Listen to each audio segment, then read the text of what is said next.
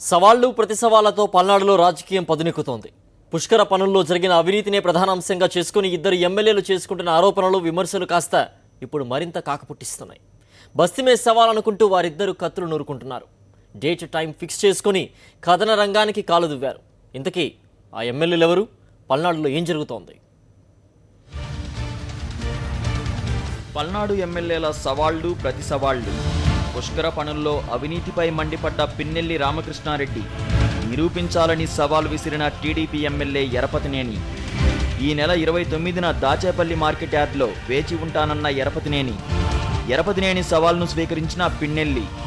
దాచేపల్లికి వచ్చి అవినీతి భాగోతం బయటపెడతానన్న పిన్నెల్లి. పల్నాడులో రాజకీయాలు కాకపుట్టిస్తున్నాయి.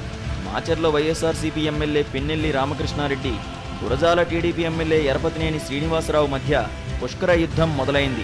పుష్కర పనుల్లో ఎమ్మెల్యే ఎరపతినేని శ్రీనివాసరావు కోట్ల రూపాయల అవినీతికి పాల్పడ్డారని వైఎస్ఆర్సీపీ ఎమ్మెల్యే పిన్నెల్లి రామకృష్ణారెడ్డి ఆరోపించారు. అందుకు నిదర్శనంగా ఘోరంగా దెబ్బతిన్న పుష్కర ఘాట్లు, నాసిరకంగా జరిగిన పనులు, పూర్తి కాని రోడ్లు, అవసరం లేని చోట్ల కూడా ఘాట్ల నిర్మాణం అంటూ అధికార పార్టీ ఎమ్మెల్యే ఎరపతినేని చేసిన హడావుడిని చూపెడుతున్నారు. వచ్చే ఎన్నికల్లో తాను గురజాల నుంచి ఎరపతినేని శ్రీనివాసరావుపై పోటీ చేస్తానని సవాల్ విసిరారు. అంతేకాదు, ఎవరు ఓడినా రాజకీయ సన్యాసం స్వీకరించాలని సూచించారు. పుష్కరాల పేరుతోటి నువ్వు కోట్ల రూపాయలు దుర్వినియోగం చేశావు. నువ్వు వారం రోజుల క్రితం కూడా నేను 150 కోట్ల రూపాయల పుష్కరాల వర్కులు తెచ్చిన ప్రమాణంగా జరిగిన చెప్పుకొని మీ అవినీతిని ఇంత దోషేస్తున్నారని మేము బయట పెట్టేసరికి కాదు అక్కడ జరిగింది 70 కోట్ల వర్కులే, మిగతా ఇంకా జరగాల్సి ఉందని ఇప్పుడు వెనక్కి తీసుకొని మాట్లాడుతున్న మాట ప్రజలందరూ చూస్తా ఉన్నారు. దీని మీద కూడా విచారణ జరగాల్సిన అవసరం ఉందని కూడా మేము డిమాండ్ చేస్తా ఉన్నాం. నువ్వు ఎక్కడున్నా కూడా నీ చిట్టా మొత్తం నా దగ్గర ఉంది.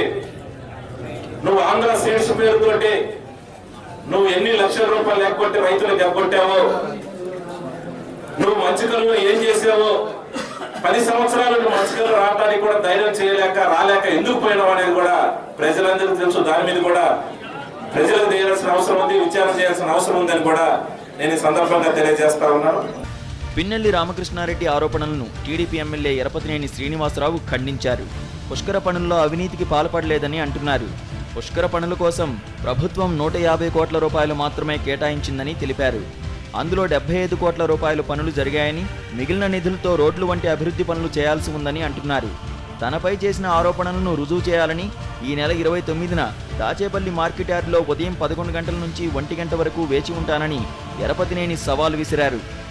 29 ఉదయం నువ్వు ఇచ్చిన స్టేట్మెంట్ ప్రకారం 11 నుంచి 1 గంట దాకా మీడియా సమక్షంలో ఉంటాను. వాళ్ళని తీసుకొని 2 గురజాలని పోటీ చేయడానికి నువ్వు ముందుకు రావాలి. నువ్వు మీ అధిష్టానాలను ఒప్పించుకుంటావా, కాళ్ళు పెట్టుకుంటావా, గడ్డాలు పెట్టుకుంటావా నాకు అనవసరం. నువ్వు ఛాలెంజ్ చేసావు, నన్ను పోటీ చేసి ఓడిస్తానని. ఎరపతినేని సవాల్ను పిన్నెల్లి రామకృష్ణారెడ్డి స్వీకరించారు. ఎరపతినేని వల్ల నష్టపోయిన బాధితులను కూడా తీసుకువస్తామన్నారు. అక్రమంగా మైనింగ్ చేపట్టి 100 కోట్లు ఎలా దండుకున్నది, ఇందులో ప్రభుత్వ పెద్దల పాత్రను కూడా ఆధారాలతో వివరిస్తానని పిన్నెల్లి రామకృష్ణారెడ్డి సవాల్ చేశారు. నేను 29వ తారీఖు నేను వస్తున్నా, నువ్వు చెప్పిన ప్లేస్కి వస్తున్నా. నువ్వు ప్లేస్ మార్చుకొని నీ సొంత ఊర్లో నువ్వు ప్లేస్ పెట్టుకున్నా కూడా అక్కడికి రావడానికి కూడా సిద్ధంగా ఉన్నాను. నేను నా దగ్గర ఆధారాలు ఉన్నాయి. నువ్వు సిబిఐ ఎంక్వైరీకి సిద్ధమని అడుగుతా ఉన్నాను. ఒకవేళ సిబిఐ ఎంక్వైరీకైనా నువ్వు వెనక్కపోతే, సిబిఐ ఎంక్వైరీ వేయించుకోలేకపోతే నేను చెప్తా ఉన్నాను, మా అధినాయకుడితో నేను మాట్లాడడం జరిగింది. మా అధినాయకుడు పర్మిషన్ తీసుకోవడం జరిగింది. 2019 కాదు, నువ్వు ఇప్పుడే నీ పదవికి రాజీనామా, రేపు 8వ తారీఖు అసెంబ్లీ సమావేశాలు ఉన్నాయి,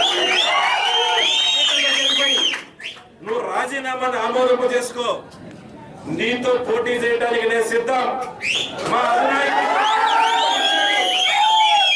అధినాయకుడు పర్మిషన్ కూడా నేను తీసుకున్నాను. నువ్వు రిజైన్ చేయి, నేను వచ్చి గురజాల్లో పోటీ చేస్తా. అక్కడ మీ తెలుగుదేశం అన్యాయాలు, మీ తెలుగుదేశం దౌర్జన్యాలు, మీ వల్ల బాధపడే ఇబ్బందులు పడ్డ రైతులు కానివ్వండి, వ్యాపారస్తులు కానివ్వండి, ఎవరి పక్షాన ఉన్నారో కూడా వాళ్ళ ప్రజల ద్వారా తెలుసుకుందాం. మరోవైపు 2 నియోజకవర్గ ఎమ్మెల్యేలు, అది కూడా అధికార ప్రతిపక్షానికి చెందిన వారు తలపడేందుకు రంగంలోకి దిగారు. దీంతో ఎప్పుడేమవుతుందోనన్న టెన్షన్ నెలకొంది. ఇప్పటికైతే రెండు వర్గాలు ఈ నెల 29వ తేదీ కోసం ఎదురు చూస్తున్నాయి.